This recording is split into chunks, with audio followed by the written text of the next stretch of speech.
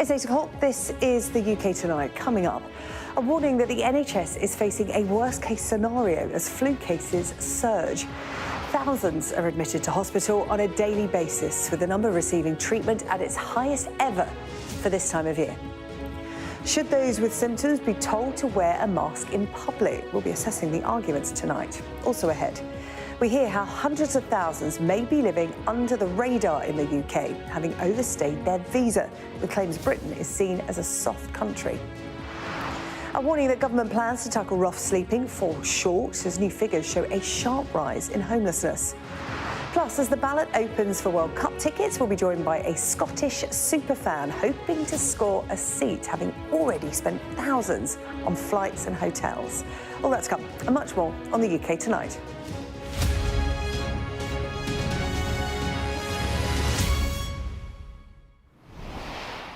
But we start tonight with that warning from leading doctors that the NHS is facing an unprecedented wave of superflu, putting huge pressure on the health service.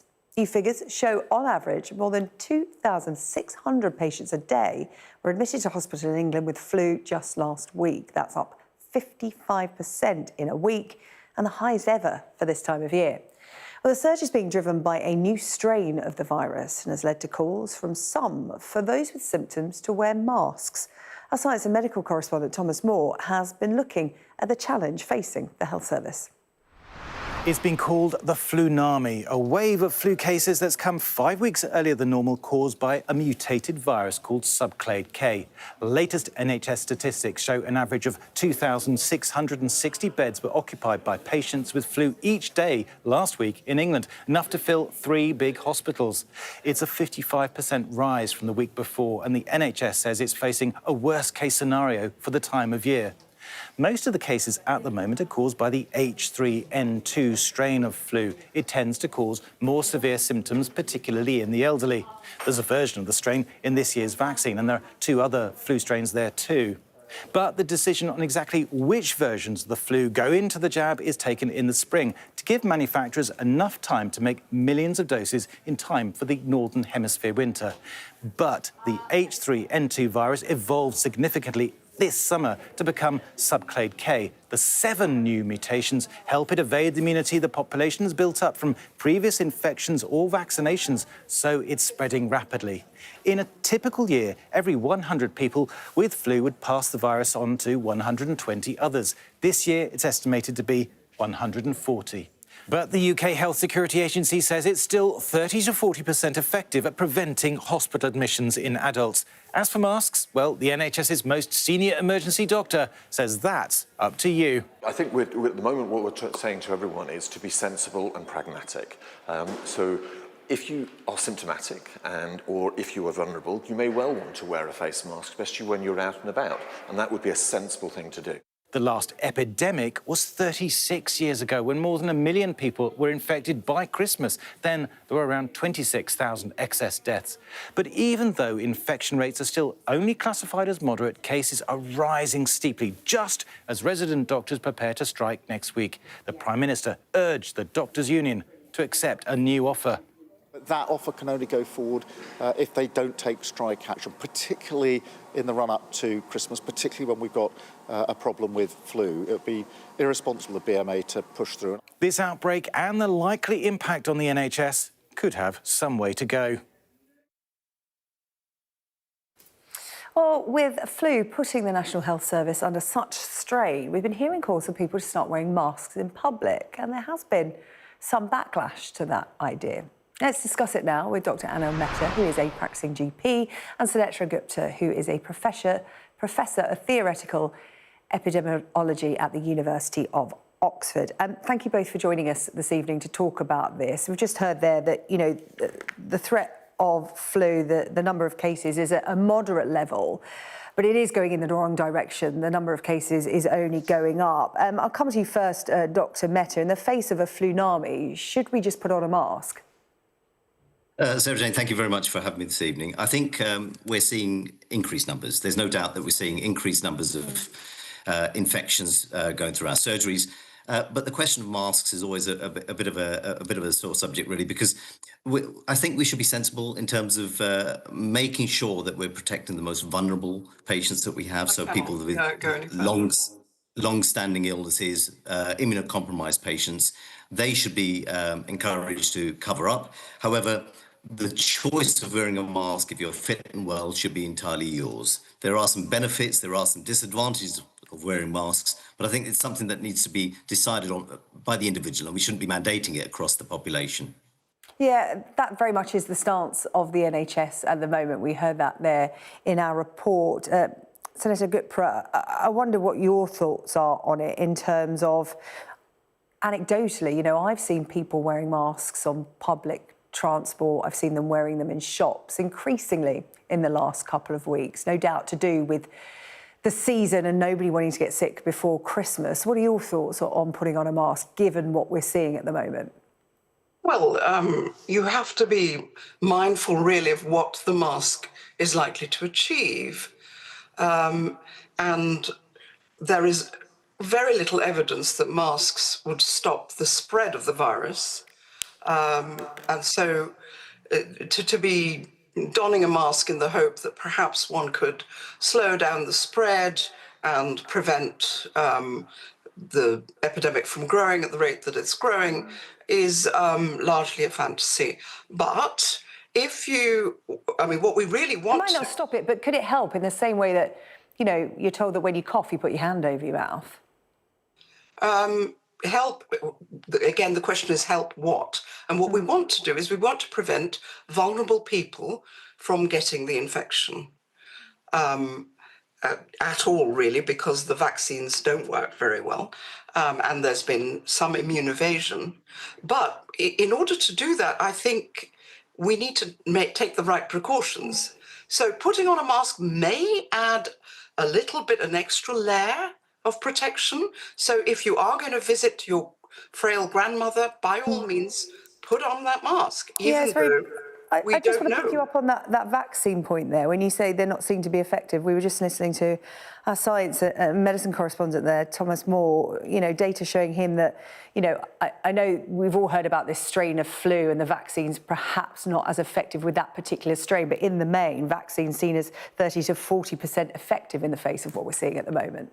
Flu vaccines are very poor in their effect, even in the seasons when they work, which is why actually that's what I do now for a living. Sorry, I'm just asking for the statistics to back that up, because obviously we've given viewer statistics and you seem to be quoting others. No, I'm not. I'm saying 30 to 40% efficacy is very low, and there are many seasons where they're zero. Currently, the H3 strain that's circulating is one that I believe was circulating around 94, which it kind of explains why the people who are getting sick or even becoming highly infected are the younger people. But fundamentally, we don't really have a very good flu vaccine, which is why many of us are working on that problem. That's interesting. Let's then bring in Dr. Anil Mehta there, because on the government website, it says in general, flu vaccine are somewhere between 30 and 60% effective. Is that good enough in that case? Could vaccines be better? Well, I think we've just heard from Dr. Gupta that vaccines could be better, of course, but I think, you know, the very fact that we're in the thick of a difficult time for the NHS, vaccines that we have are a feature of our protection, amongst other things, hygiene and hand washing and masks, etc. So I think we need to look at it in totality. But I think Dr. Gupta, as she's mentioned, of course, the perfect vaccine would protect everybody against, you know, the virus or whatever we're trying to achieve. But you know, we're still encouraging people to have vaccinations, vulnerable groups of patients, pregnant ladies, children, elderly people in care homes, etc. So that advice to be vaccinated if you're in those groups of people is still a strong feature of what we're advising people. Yeah, I was reading before that, you know, the government has said there is no national shortage of the flu vaccine, but there have been reportages of local shortages with a sudden surge in demand, because obviously people reading about what's going on and the high number of cases. So Lisa, I'm just interested in terms of being able to protect against the flu there. Dr. Mehta was talking us through, you know, a mask if you want to, and other common sense approaches, like washing your hands and things like that. What do you want to see more of? What could better protect us from what we're seeing at the moment? I think he's absolutely right. Those are the tools that we have at our disposal, but we need to use them judiciously. We need to understand what we're trying to do. What we're trying to do is stop frail, vulnerable people from getting the virus, or people who are immunocompromised. And if we're in contact with them, we should, first of all, if possible, try and test ourselves. And certainly, in any case, we should do whatever we can to protect them. But the idea that we can use masks to stop the spread in the population is misguided and to some extent unnecessary. Well, could have other effects, which is to stop the spread of immunity in the population, which is what ultimately actually brings down cases. Yeah, there's no suggestion that masks will be mandated. Again, the government and the NHS saying it's very much personal choice. And for some, particularly at this time of year, Dr. Mehta, it's the season to mingle, isn't it, with friends and family. There are social events, there are family gatherings. And this is why, the NHS is warning that, there could be worse to come. Yeah. I mean, so it's a great time to mingle. It's a great time to socialise. But, common sense should prevail. Ventilation, where you're in groups of people, is essential. And as Dr. Gupta has said, there's this common sense approach that we need to adopt. There's a balance of building up an immunity and the balance of not making, because masks can be difficult for some people. For example, if you're lip reading, that'll be a difficult problem. There'll be obvious things like we saw them in COVID, allergies to your face developed because of masks. So we've just got to be sensible about who we are recommending this to. And vulnerable adults and elderly aunts and uncles need protection. We know that our hospitals are spilling over with people. So we should all probably take that on board, I think. OK, Dr. Anil Mehta, a practising GP and also a fellow Royal College of GPs, and Professor Sunetra Gupta, a Professor of Theoretical Epidemiology at the University of Oxford. Thank you so much for joining us on the UK Tonight. Appreciate your time.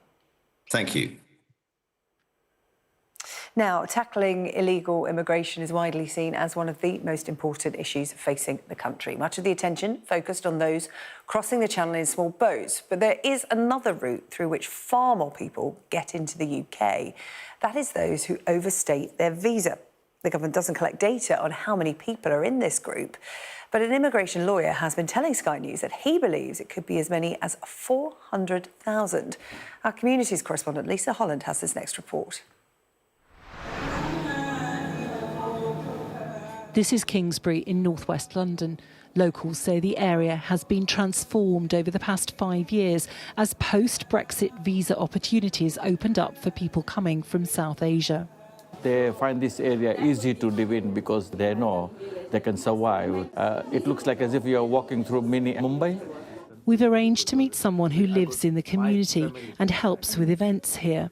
He doesn't want to be identified, but raises serious concerns about visa abuse. In the last 5 years, a huge amount of people have come in this country on this visiting visa. They just come with one thing in mind, overstay and work in cash. And in a further insight into how the system is being abused, he claims economic migrants are regularly arriving who've paid strangers to pretend they're a friend or relative in order to obtain a visitor visa to get to Britain. I come across so many people who has come this way into this country. You think it's widespread, a stranger sponsoring a stranger? It's a widespread, yeah. When I talk to these people, they literally tell me, oh, someone is coming tomorrow, day after tomorrow, someone can be. I said, what happens if you get caught? They're laughing at us because they know Britain is a soft country where you won't be picked up easily. And who is paying for it? It's the taxpayers who are paying for this. The government has no idea with any real degree of accuracy exactly how many people are in the country who have overstayed their visas. No data has been collated for 5.5 years. But piecing together multiple accounts from community leaders and lawyers, the current picture we've built is stark. At this time, there's definitely in excess of about 200,000 people overstaying in the UK. It might even be closer to 3. It could even be 400,000. How do you get to that figure? What's the evidence for that? Every day I see at least one overstayer. Many immigration lawyers like me see overstayers, and that is a lot of the bulk of the work for immigration lawyers. The Home Office doesn't have any accurate data because we don't have any exit controls. What do you think about that? Well, it's a shambles. It's an institution where every wall in the building is cracked. So why is your hand shaking? Many, like Anike, have for years lived in fear of the Home Office. She came to the UK from Nigeria on a 3-month visitor visa when her sister Esther was diagnosed with a brain tumour. Anike has now overstayed her visa for 12 years. Esther begs for her sister to be allowed to stay in Britain. I'm really afraid they'll tell me she's detained somehow to go back home. She says she's dependent on her for care after complications following brain surgery.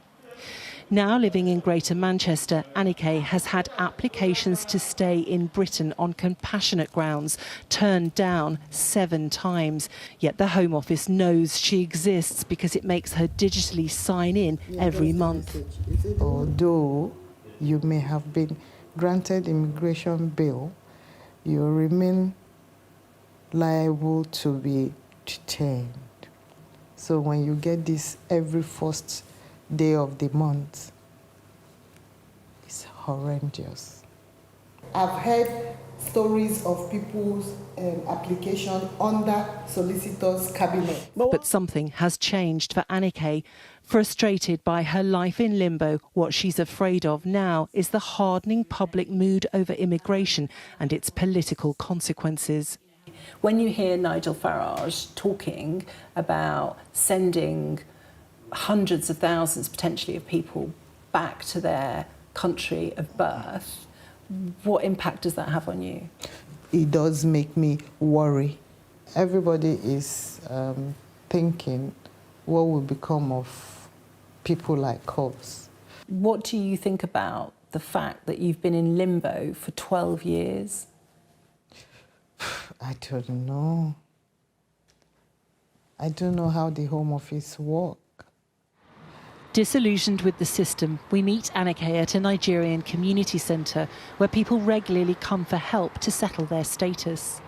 Day to day that we see people come here, and that's what they tell us, that they are visa overstayer. You know, we've got so many stories around visas, you know, and that's how we know that a lot of people are on visa overstayers.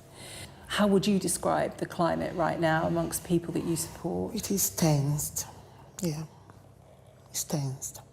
Some people comes forward and some people goes underground. It all depends, you know. We head south from Manchester into the world of those who disappear within their communities. So we've arranged to meet someone who came to the UK a few years ago on a student visa, but he's overstayed that visa. He's now got no legal status. He's doing cash-in-hand work, so we've arranged to meet him after his labouring job, but we know he's quite nervous about talking to us. We're calling him Ramesh. We meet at a Gurdwara, a Sikh place of worship where he's come to pray and be fed. Ramesh says he survives on handouts and stays with relatives. He came to the UK just over 2 years ago on a student visa, but says it was cancelled when he stopped going to university after he was involved in a bad accident. He insists he can't return to India because of his political activism. Ramesh says he's currently working on a house extension for someone he knows, earning as little as £50 a day for 9 hours work, around £5.50 an hour.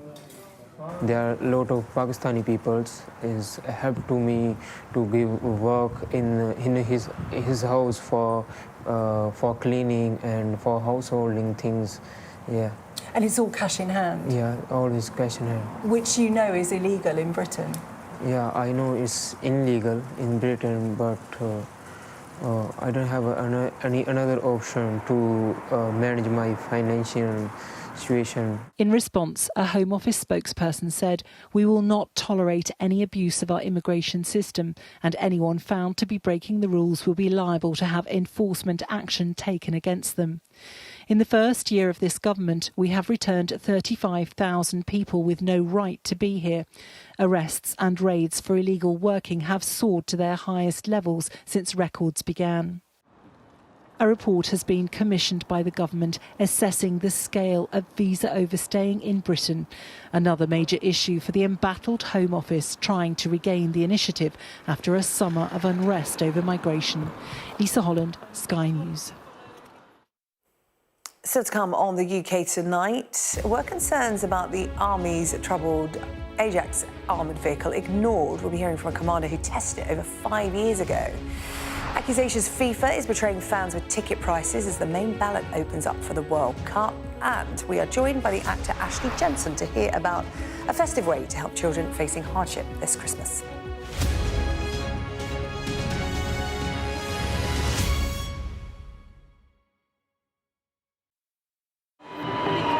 If you have a picture in your head of how the global economy works, it probably looks a bit like this. Container ships, ports, goods transported around the world. This is globalization. The heartbeat of commerce around us. The invisible force keeping us supplied with essentials and trinkets. So what happens when you try to turn this world upside down? This is the inside story of how the world economy really works and what's really happening at the front line of Donald Trump's trade war.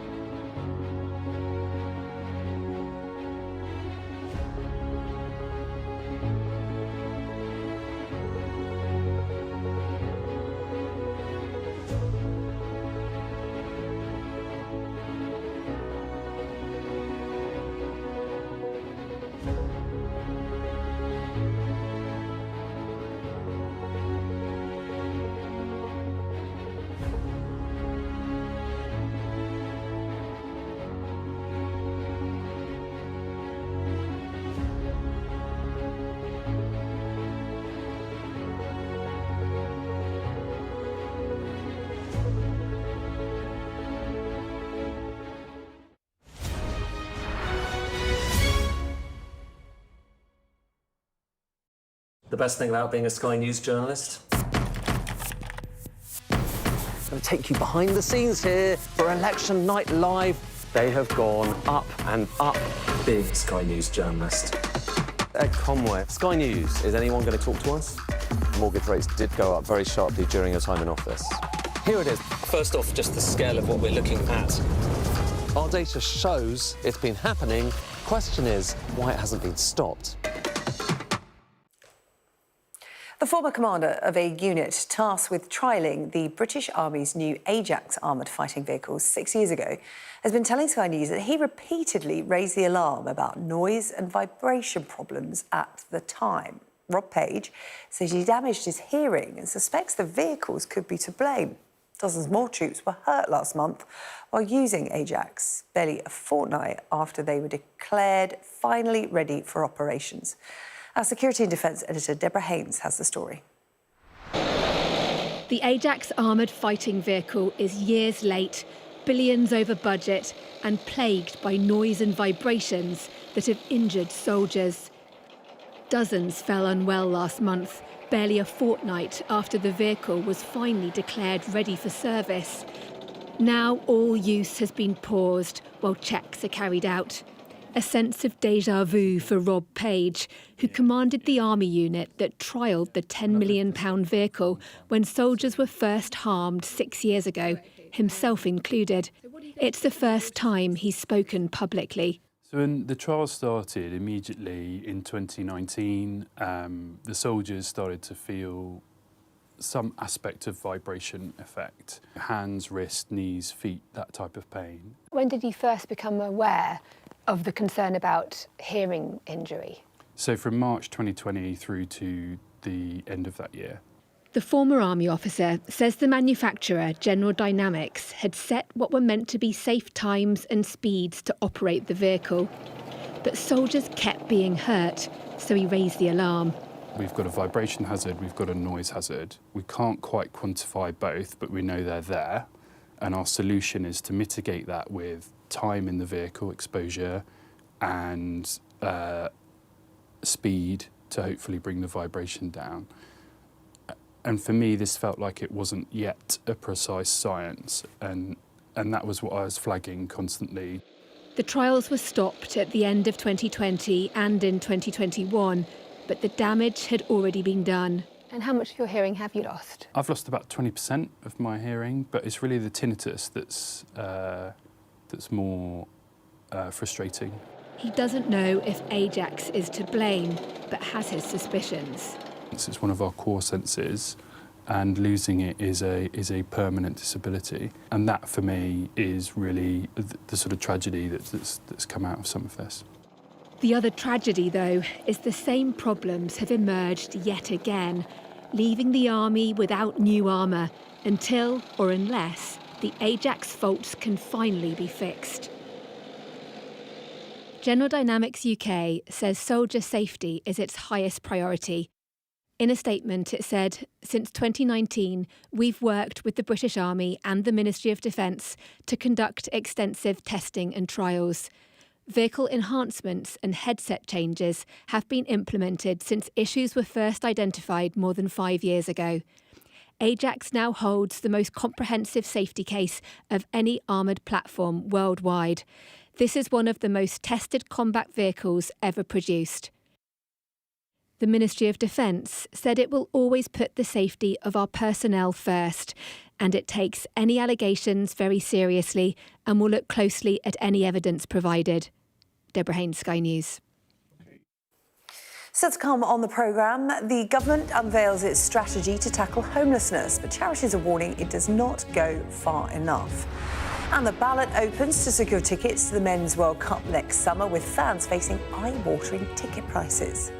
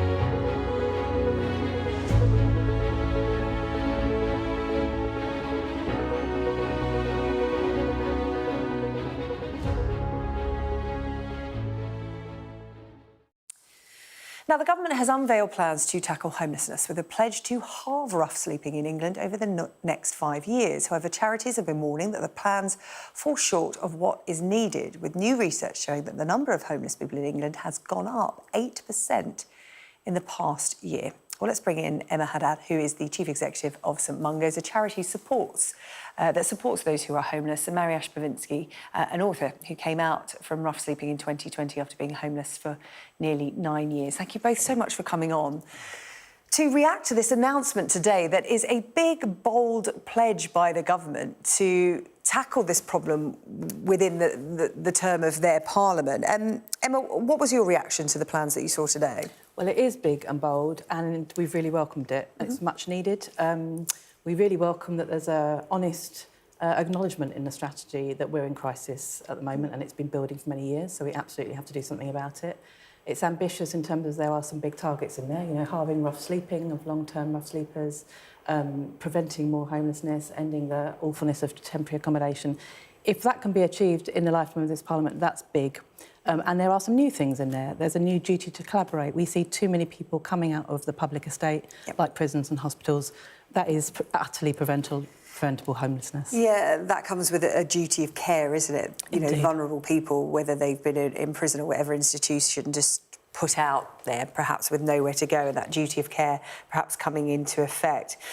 Mariash, talk to me how you became involved with St Mungo's, because as I said, you spent nearly 9 years without a home, and often those who are long-term rough sleepers can find it actually hard to accept the help that might be offered. How did you trust St Mungo's? So my journey was difficult, so it was not like straightforward. So the beginning was like, for me, was too hard to build the trust between the services, including St Mungo's and any others, like drug services. I was feel lonely, you know, ashamed, you know, because I would see how people treat me on the street, you know, see me as a criminalist or dirty person, you know, addict. That was difficult, you know, you losing your confidentiality, you feel lonely, so without hope. And yeah, so I was waiting till the pandemic time. So I know for most of people the pandemic time was horrible, but for me was the lucky moment I can start the journey and build the trust with the St Mungo's, which they did and I did. They put the time, you know, they show me the respect. They see me as a human. They not see me only as a statistic number, Through the long term of 9 years on the street, you know, the first 5 years was okay, but afterwards, I don't think so, it's just me, but most of them just start to counting the clock, like the clock is ticking, you know. You think when you're gonna die or losing your leg. You know, today my leg is a miracle, you know. I rebuild my life. I'm involved with the St Mungo's, like I try give my life experience, give the hope to others. I published my own book called From the Ashes. It's autobiography and guide to spiritual rebuild. The inspiration comes especially from another famous person, so Eckhart Tolle from the book Power of Now. You know, I said the meditation helped me a lot to build the gratitude, you know, build my self-esteem. So yeah, that's why I try to help now others, you know, still suffering.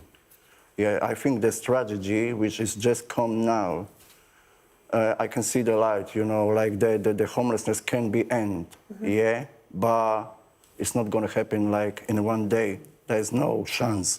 There is, like in my recovery and other people who are recovering from any illnesses or homelessness, there is a time. And yeah, your hard work. And I'm glad I'm sitting here today with all of you. But you're right, the strategy has to have intention, and it is a long-term thing. As you said, it can't happen overnight. The government has given itself 5 years. And I think Mariash summed up there perfectly the complicated nature of getting somebody off the street, because you're right, you're not a statistic. The government are operating in numbers at the moment because that's how they do things. We're going to halve homelessness. It isn't that easy, is it? Because everybody comes with their own story, their own trust issues, their own addiction issues, mental health problems, and that is where perhaps the critics are picking up on the detail of it and saying, this looks great on paper, but it's going to be much harder work than it looks. So it is hard. Look, you know, let's not beat about the bush. It's not going to be solved overnight, as Mariusz said. Everybody's got a complicated story. But what we do know is the earlier you intervene and try and support someone, or indeed if you prevent someone's homelessness before it started, it's much easier to help somebody recover. And that's why the focus on the strategy in prevention and trying to shift the whole system from crisis response up to prevention upstream is the right, you know, the right direction of travel. The earlier you can get somebody out of the crisis, or before the crisis has even begun, but before it becomes a real crisis, the longer somebody's on the street, the more difficult it becomes, the more pronounced their issues become. You start to get mental health issues, physical health issues, there might be substance issues. The conflation of all of those different complexities together mean that we have people sleeping on the streets for years, like Mariusz, because it becomes a really hard thing, and they lose trust in a system, and a system fails over and over again to help people. So it's got to be that shift in direction of travel to prevention. And what did you make of the government's plan for what's called the hidden homelessness? The amount of families living in temporary accommodation, children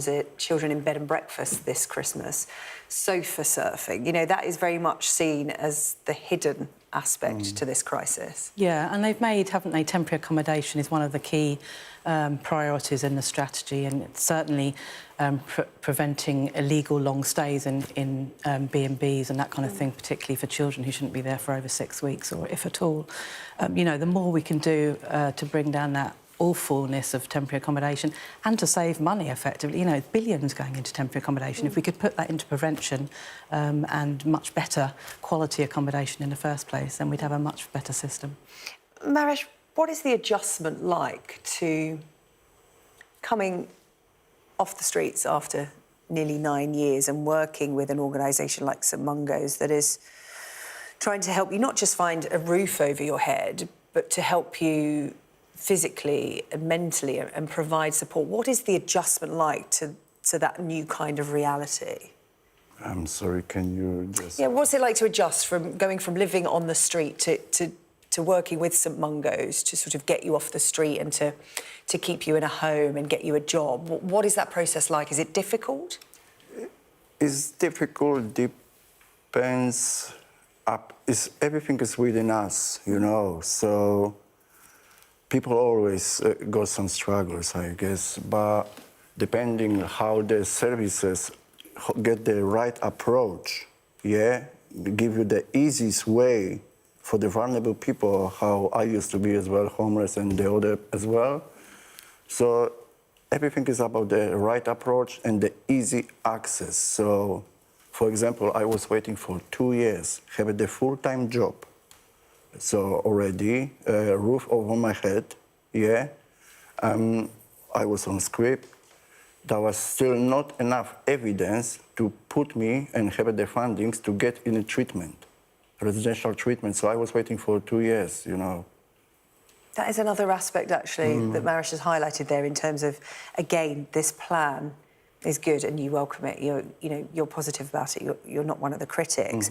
But the support network that goes around that, the mental health services, the addiction services, stretched, straining at the seams. Yeah. Even if you are not coming off the streets, you are on a long waiting list. And, you know, people like Mariusz just join that waiting list. There isn't the support magicked up for these people in these plans. No, and there's a lot that's good in the strategy. There are also things that we would have loved more of, right? So, yeah, tell me some of them. Support services, statutory services are on their knees and people can't get the assessments or the support that they need. That is a huge issue. You know, as you said before, this is not just about a roof over someone's head, important though that is. It's all of those recovery services that go around, wrap around somebody and make recovery a reality. We would have liked to see more specific targets and specific numbers, not just ambitions. Ambitions are great, but, you know, when's that going to be realised?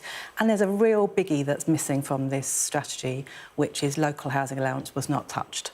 So housing benefit remains frozen. People just simply cannot afford to rent places, and that's a problem. OK, Dr Emma Haddad, CEO of St Mungo's, thank you so much. And Mariusz Pawinski, thank you so much for coming on to share your experience. It really is an inspirational tale. And like you said, you've written a book about your experience and you're now talking to others to try and get them to learn from the benefit of your experience. So thank you so much for coming. One more thing, what I'm going to say. So I think the prevention is a key. And I just want to, so everyone can hear that, especially people from the government, MPs, everyone who work on this strategy. I think the early prevention is a key, and right support, great support. If we combine the two things, I think the government as well can change them lives, you know, in the future. Yeah. Arash, thank you. Thank you so much. Thank you both. Now, a change in tone. Anyone hoping to go to next year's World Cup, the time to act is now. The main ballot to secure tickets opened this afternoon. For those who don't know, next year's tournament will be played in North America, right across the United States, Canada and Mexico. England will begin their campaign on the 17th of June. They will be playing Croatia in Dallas. They'll then travel to Boston to take on Ghana. That's on the 23rd of June. 4 days later, they play their final group stage game against Panama in New Jersey. Scotland, they're playing their first game Saturday the 14th of June against Haiti in Boston. It's on to Morocco, that's on the 19th, also in Boston. And they're wrapping up the group stage against Brazil in Miami on the 24th. And if either team makes it that far, the World Cup final is going to be held in New Jersey on the 19th of July. Well, let's bring in Scottish superfan Rachel Vaughan, who is a woman with a plan, because I remember celebrating with Scottish fans here on the UK Tonight when you made it through to the World Cup, and they were already putting plans in place, and you were exactly the same. So let's rewind back to qualification. You were booking things up. What were you doing? So I think it was just after we qualified that I pretty much booked hotels everywhere we could have drawn. And then I waited until the first Friday night draw to find out who we were going to face to then book where we were going to go. So we booked our flights to New York then. OK, so you've got some flights and hotels sorted. Now it's just the simple task of the tickets. Talk me through that process. So it's been pretty much in the dark until today.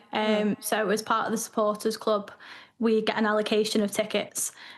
So I was relying on that to get me the tickets. I've got a decent amount of tickets, so we found out today that we'd be eligible for Category 3, which is great. It's still quite expensive, but... Talk to me about Category 3, the different categories. So Category 3 is the cheapest ones we can get. Okay. Category 2, obviously, slightly above than Category 1, so the better the tickets, the sort of more closest to the halfway line, lower down they'll be. Category 3, I think, for all 3 games, you're looking at about £500. For Category 1, I know it's about £500 to £700 per game. Wow. Ouch, that's a lot. Have you been saving for a lifetime for this? Because I know a lot of Scottish fans have always kept the faith, so I wonder if you've just been squirreling a little bit of money away all this time, having kept the faith. I wish I did, but no. It's sort of been... We've always had the hope, but I don't think I expected it to be this soon. So nobody's getting any Christmas presents from you this year. It's all going on the World Cup next summer. OK, well, it's good to set your stall out. Just let everyone know. I'm sure they all understand. And your family, obviously, all big fans of the national team. And I understand your dad went to the last World Cup and he missed something rather important. Yeah, my first birthday. I mean, that's dedication. Have you forgiven him for that? Are you taking him with you? Yeah, I'm not bothered about that. I'm fine with that because now I'm at an age where I'll be having my birthday over there. I think it was my mum that was bothered. Is mum boycotting the World Cup or is she coming too? My mum's English, so I don't think my mum will be following. So she might go, but she won't travel with you guys? No, she'll be going for the holiday. So talk to me. It's you and your partner and your father going. In terms of the logistics, we just talked through your opening fixtures, the group games and the travel. You've got 2 games in Boston, which is quite good. I would imagine that cuts down on the sort of planning. But have you mapped your route? What are the kind of practical elements you've got to put in? Will you be getting a coach? Obviously, there'll be flights involved to get to America, but what are the logistics like once you're there? It was quite hard to plan, to be honest, because we've struggled to find sort of public transport to get to the actual grounds since they're not usually in, say, Boston Central. So as we booked our flights to New York, we've decided to stay in New York for most of the trip up until the second game. And there's a few Scotland fans that have decided to put a bus on, from New York to the game and then back to New York again after. So we'll be doing that.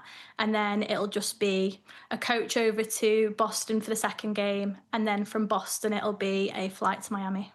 Well, here's hoping that's a party bus. And are you allowing yourself to make plans for when you make it out of the group stages? I don't think I'll be able to. I've got a 2-year-old at home and I don't think I'll be able to get the time off work, but it would be a dream. I think, to be honest, looking at the group, I think there is a chance there that we could. I think it's the best chance we could get. So it'd be good to watch even at home. Oh, yeah, I love your optimism. And the best seats of the house sometimes are always on the TV, right? You never miss a moment when you watch the sport on TV. Obviously, Sky Sports available, etc., etc. Doing my bit for Sky. But in terms of, your 2-year-old, that's interesting, isn't it? So you'll be away for a little while. I take it there's a support network for you all. But have you got friends going out there as well with you? Is it a big group, not just your dad and your partner?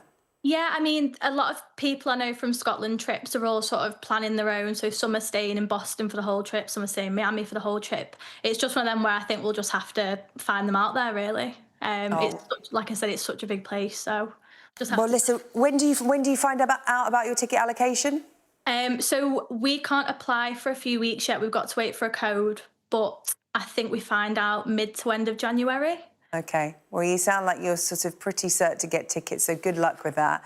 And, Rachel, I'm going to keep your number because I think I want to keep in touch with you on this journey next summer and follow your progress. That's going to be really good fun. We'll live vicariously with you. Yeah, definitely. All right. Well, listen, thank you very much for talking to us and we'll speak again. Definitely. Thank you very much. Thank you. Still to come here on the UK Tonight, the actor Ashley Jensen joins us to discuss festive fundraising to help children who are in need. And what's next for Mo Salah with his future at Liverpool appearing uncertain still. We'll have that and more sports news for you next.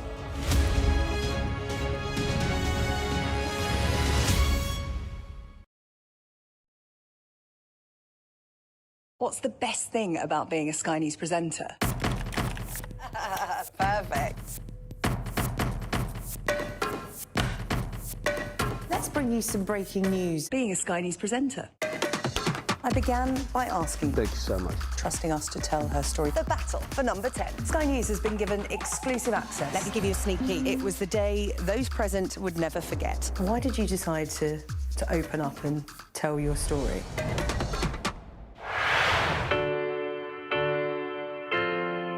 I'm Mark Stone and I'm Sky's correspondent based here in Washington, D.C. We'd been warned that we would meet people in the lowest moment of their lives. Their story is one of fundamental American failure. Well, a slow drive for the president as he approaches his golf club, but I have to say there are more media here than there are supporters. We love Trump! I've witnessed the remarkable passion for politics here, but the anger too. This is just the audience that Joe Biden wanted. Is this the moment to reform gun laws? You know, it's easy to go to politics. But it's important. It's at the heart of the issue. For all the talk of a toned-down, humbled Trump, yes, maybe there was just a little less rhetoric, a little less divisiveness, but in the end it was the same rhythm, the same speech, the same man. All them people that died in Russia and Ukraine, they'd still be alive today if Donald Trump was the president. If it was my wish, have a businessman that's strong like Trump, but maybe just doesn't say as much, you know? We are under Israeli military restrictions in terms of some of the things that we can film, but it's important to be in there. What we've been allowed to see over here is a humanitarian corridor. Free wherever you get your news. A young American medical student is making remarkable things happen. I've seen a lot of difficult things, and honestly, it breaks my heart. These children don't deserve that. I don't think there's a single Arab I know who isn't seriously disturbed by what's going on. And so they gathered for this wonder of nature. I'm very excited right now. This is an extraordinary moment beyond anything I could have expected. Sky News, get the full story first. Time to hand over to Jess now for a look at the sports news.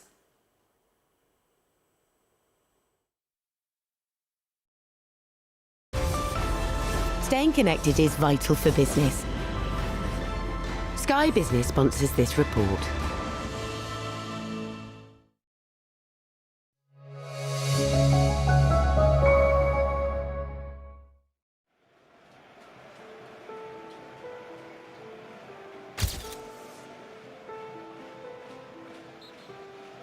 Sorry, I just have a German passport.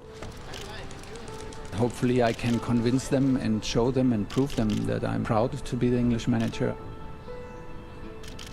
For only the third time in history, the FA have turned to a foreign manager to take charge of the men's England team. Thomas Tuchel follows in the footsteps of Sven-Göran Eriksson. If we don't do results, of course, they will try to hang me, but even if I was an Englishman, they hang me. So that's... And Fabio Capello.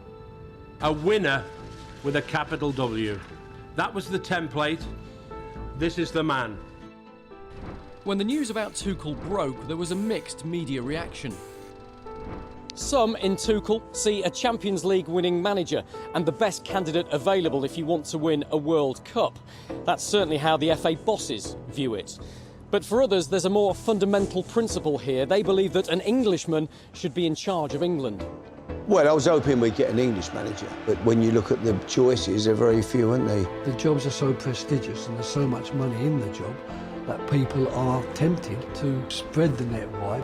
There's nothing in the water that stops it. It's all about opportunity. I think it's probably a little bit simplistic just to put it down to national borders. Sky Business sponsors this report.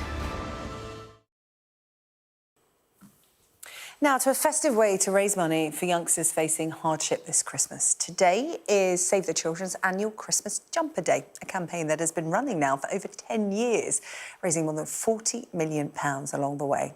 Actor Ashley Jensen, who you may recognise from Shetland, or for starring alongside Ricky Gervais in Extras, is an ambassador for the charity. And I spoke to her about today's fundraising efforts. I mean, the message, I think, really is about giving and caring and considering others. And I think it's a fun way for children to understand about charity. Save the Children did a survey that told us that 88% of parents all feel that they have to buy more to have this magical Christmas for children. And yet the statistic is that 9 out of 10 children all felt that they were given a present or a gift that they didn't need or want. And again, 73% of children said that they would quite happily forgo a present if they could give a present to someone else that was in need of it, which I think is a really positive message.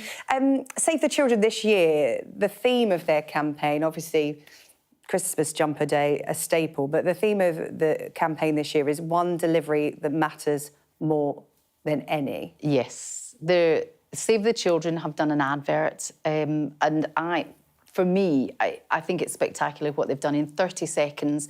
There is a whole narrative. It's so beautiful and so poignant. And it's basically just saying that, you know, this is what's needed. This is the world we're in. We're in reality. And there are children that are struggling and families that are struggling and children that are struggling in this country and in your class at school. And, I mean, the statistic that 1 in 3 children in this country is living in poverty is horrifying. And, you know, I think that the advert says it all, really. Yeah. Children in poverty, the levels are a record high in a class of 30. Around 9 of those children will be living in poverty. And there has been some good news recently. The government's scrapping the two-child benefit cap, which is estimated to lift around 500,000 children, perhaps more, out of poverty, which is a huge step and has, in the main, been welcomed, because charity can only do so much. How important is it that governments and organisations act as well? Because sometimes it does feel like charity is doing the hard grind day after day. We are such a charitable nation, we really are. But I think that everything starts at the top, doesn't it? And I think that our leaders do have to stand up and take notice, because at the moment we're at crisis point, really. We've got climate crisis, we've got cost of living crisis, we've got wars going on, and it affects everyone. It's affecting us all. Could we just talk about the jumpers in the room? Because Christmas Jumper Day, I always feel, is really fun and garish, So I look like I've popped out of a Christmas cracker. You look You amazing. have taken the more stylish option. I like it. I've gone stylish at the moment, but I do have a little bit of kitschy camp in my house as well, to be honest. I was wearing one that was pretty much tinsely earlier on. I've got a couple, I just alternate. Yeah, rotate them every year. That's a really good thing to do. Christmas for you, what does it mean and what will it look like? Well, I think I'll probably be doing the same as everybody else because I'm very lucky enough to have a roof over my head and probably eating Brussels sprouts. I love a Brussels sprout. I love a Brussels sprout, but still, I only tend to eat them at Christmas. I know, I think they get a bad rap, a Brussels sprout. I do. I really do. We always eat things at Christmas if we're fortunate enough to be able to afford it, that we never eat at any other time of the year, do we? Pigs in blankets and Brussels sprouts should be all year round. Absolutely. And mince pies, in my opinion. I agree. And just your hopes for 2026. I know you're going to continue your work with Save the Children. You've been with them since 2011 and one of their biggest ambassadors. But work-wise, we've seen you with Shetland. You're 10 series into that now? Is that 10 series for BBC? Well, for me, I've done 3, but for them, it's 10. Yeah. So, yeah, it's hugely successful. So, fingers crossed, there may be more. Very non-committal. Can't say anything quite yet. OK, well, we'll make that our Christmas wish.